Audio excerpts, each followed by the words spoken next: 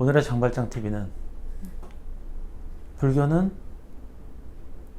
종교인가 학문인가에 대한 거예요. 굉장한 얘기죠.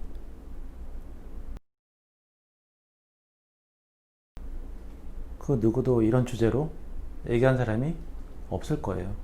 왜냐면 이건 뭐야 이건 뭐야 이렇게 말하기 쉽지 않은 문제라서 그렇겠죠. 감히 그 몇천 년 된 학문을 가지고 몇천 년 된 종교를 가지고 몇천 년 동안 사람들이 목숨을 바쳐 생각해왔고 가슴에 품었던 그런 종교를 종교인가 학문인가를 논해버린다는 것 자체가 굉장히 위험하고 경솔할 수 있는 일이기 때문이죠. 그래도 사실 지금 얘기는 불교에 대한 얘기라기보다는 모든 종교에 대한 얘기가 될 거예요. 자, 조피드는 어떻게 생각해요? 불교는 학문인가 종교인가? 약간 종교의 의미를 그냥 딱 불교, 기독교 이런 걸로밖에 몰라가지고. 사실 너무나 당연하게 종교일 수 있어요.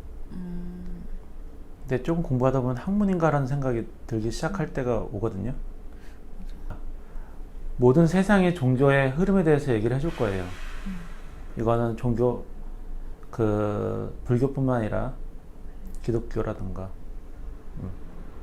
이슬람교, 기타 등등 모든 신앙이 어떻게 시작이 되고 어떤 흐름을 타고 대중에게 이동을 하게 되는지 그런 부분에 대한 얘기가 될 거예요. 자, 종교의 탄생은 보통 성인이 시작하죠. 성인은 어떤 사람이에요? 군자. 성인 군자. 성인 군자라고 할 수 있죠. 근데 이제 종교 단계로 내려오면은 신격화를 시켜버리죠. 처음 종교를 만든 사람은 신이 돼 있어요, 나중에는. 하지만 보통 시작은 당연히 그게 아니겠죠. 기본적으로 나의 얘기는 신비주의는 모두 빼는 게 당연하고 내 입장에선 신비주의적인 건 절대로 안 들어가요. 신비주의는 환상이기 때문에 그래요. 자, 성인이 나타나서 많은 거를 사람들한테 보여주고 감화시키고 따르게 하고 그리고 고통 없이 살게 해줬어요. 그 영역을 우리는 도의 영역이라고 해요. 그래서 가장 높은 경지에 있는 거를 도라 그래요. 그래서 불교 쪽에서는 가장 높은 게 뭐겠어요? 불, 도. 기독교에서는 어떻게 되겠어요? 기독, 도. 그런 말이 실제 존재하지 않는다 그래도 우리는 그렇게 붙일 수가 있어요. 어떤 종교든.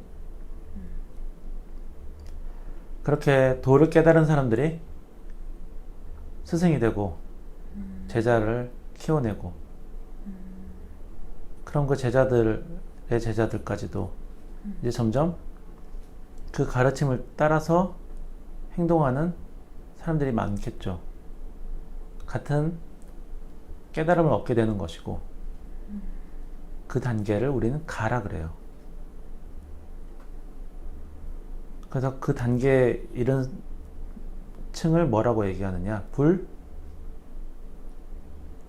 가. 도교 쪽에서는 어떡하죠? 도, 가. 가. 유교 쪽에서는 유, 유가. 가. 그죠?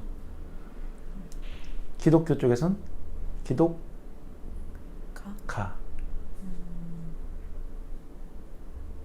그렇게 이제 가 단계에서 조금 더 밑으로 내려오면은 이제 수련의 영역이 아니라 학문의 영역으로 변화하기 시작해요.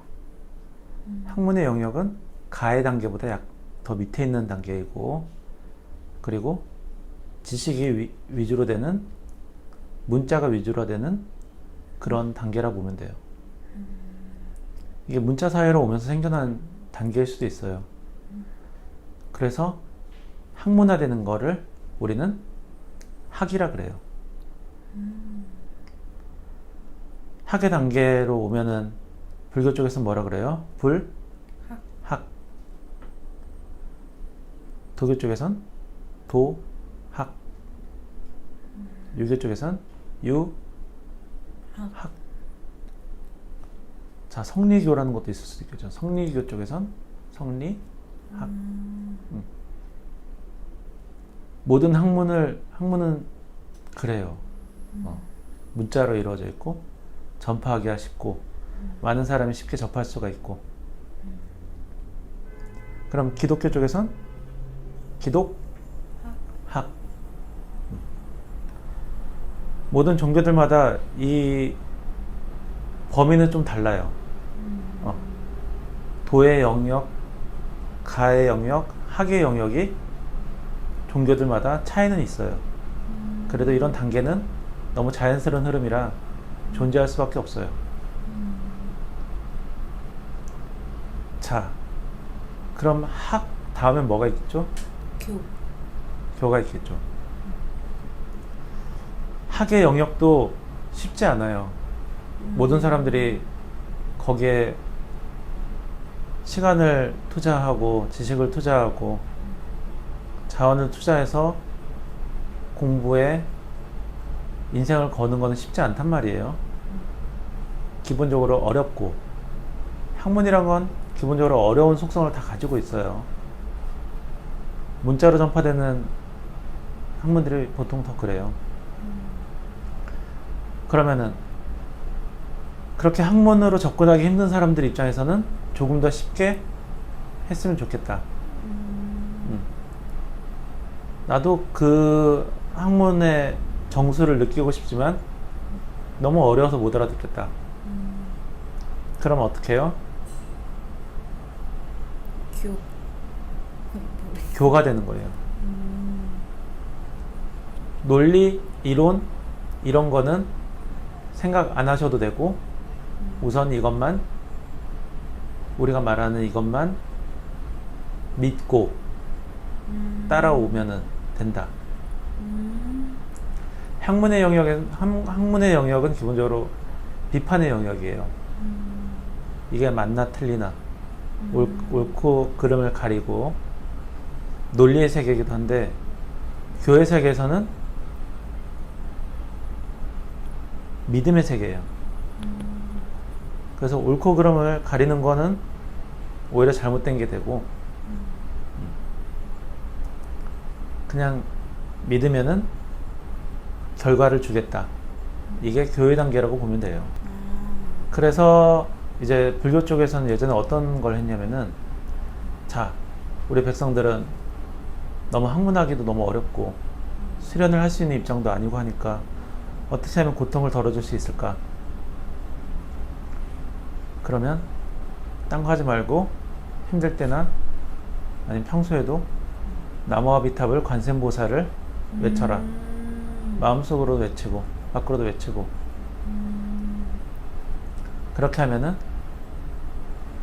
현생에서 평안을 얻을 수가 있고 죽어서도 극락 왕생을 할 수가 있다. 믿고 따라와라. 이게 교회 단계예요. 그리고 교회 단계에서 보통 행해지는 그런 주술들이나 이런 것들은 기본적으로 도나 가의 단계에서 있는 수련의 일부분을, 중요한 수련의 일부분을 더 쉽게 만들어서 대중에 전파를 하는 거예요. 그럼 그걸 따라하면 좋겠죠. 당연히 좋아요. 나무아비탑을 관세음보살 계속 되뇌이면 좋아요. 그 원리를 파악하자면은 이제 가나 도의 단계로 가서 수련자들의 얘기를 들어봐야 되겠죠.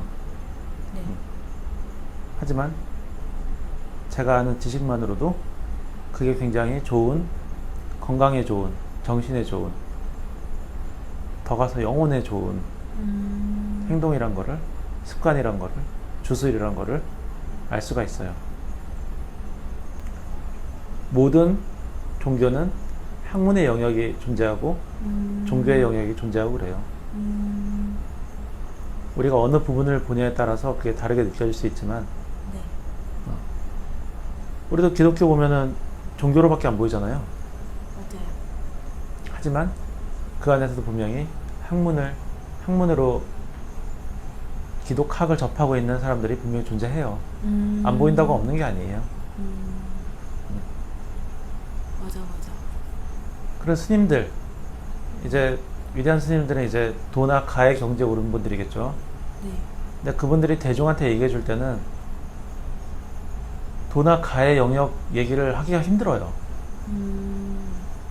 그래서 학과 교회 영역밖에 왜냐면 받아들일 수 없으니까. 그래서 학과 교회 영역에서만 얘기를 해주는 거예요. 그게 더 도움이 되고. 말했듯이 지식에는 순서가 있어요. 대중이 원한다고 해서 도나 가의 영역을 막 던질 수가 없어요.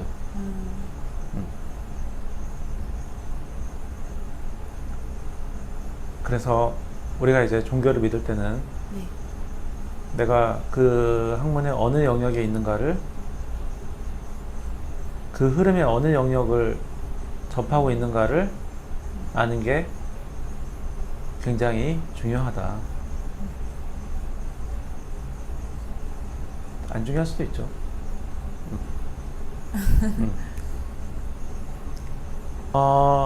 처음에 얘기했지만 종교들마다 도가 학교 이 영역이 좀 달라요. 근데 불교에서는 학의 영역도 꽤나 커 보이거든요. 그래서 이게 학문인가 이런 생각이 들 수도 있는데 아니라는 거. 모든 종교는 그 네 가지 단계를 다 포함하고 있다. 심지어 이슬람교, 힌두교도 다 포함하고 있다. 하지만 교회 영역이 워낙 넓고 우리에게 보여지는 거는 거의 교회 영역이기 때문에 나머지 단계들이 보이지 않을 뿐.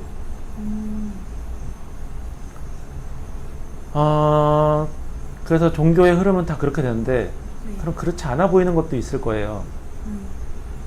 예를 들어 우리가 사이비 종교라고 말하는 것들, 그런 부분들은 어떻게 되냐면은 그냥 종교의 파생이라고 보면 될 것 같아요. 교에서 교가 나온 거예요. 그래서 우리가 그 사이비 종교에 대해서도 한번 얘기를 할 거예요. 재밌어요, 사이비 종교는. 근데 교에서 교가 파생된 거라서 네. 어쨌든 교회 줄기에 있는 거고, 교회 줄기. 도가 학교의 흐름을 타고 내려오는 건 아니라는 거.